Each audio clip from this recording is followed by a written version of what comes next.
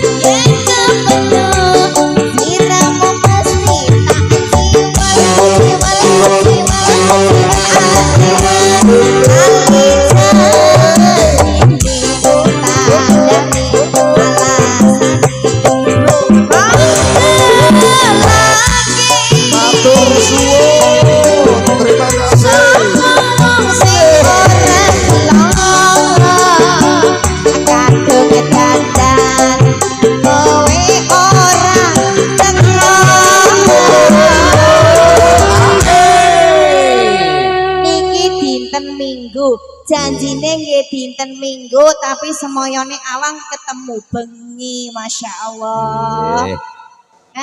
Janjine nang Kenjeran. Janjine nang Kenjeran. Kepanggitan Sumanding, Masya Allah. Nang kok mek 15.000 Bang. Nang kok mek 15.000 Bang. Kok gawe rego dhewe dikongkon sapa Bang? Kok gak takok dhisik Bang. Ya. Janjane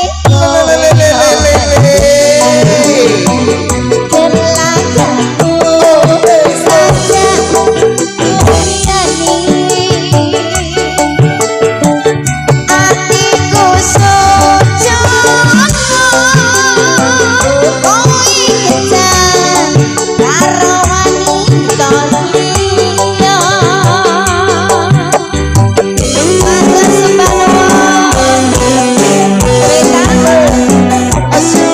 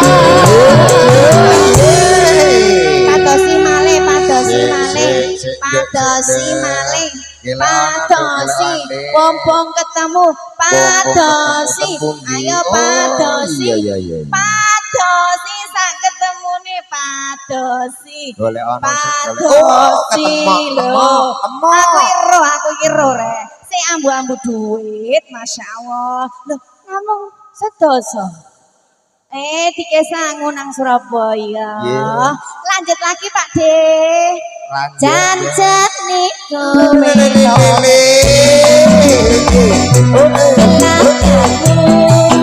sajak nyubrian atiku sujud koi kecah karo wanita liya matur sembah nuwun munggah pisan tok ta Pak De kok munggah maneh oke munggah maling kok nek wis jame tak celok Pak De njaluk foto nggih foto sinduk engko dipajang nang omah nduk nek foto gate melet-melet Pak De gate melet-melet Pak De melet-melet Pak De kaya kula naga ae Mas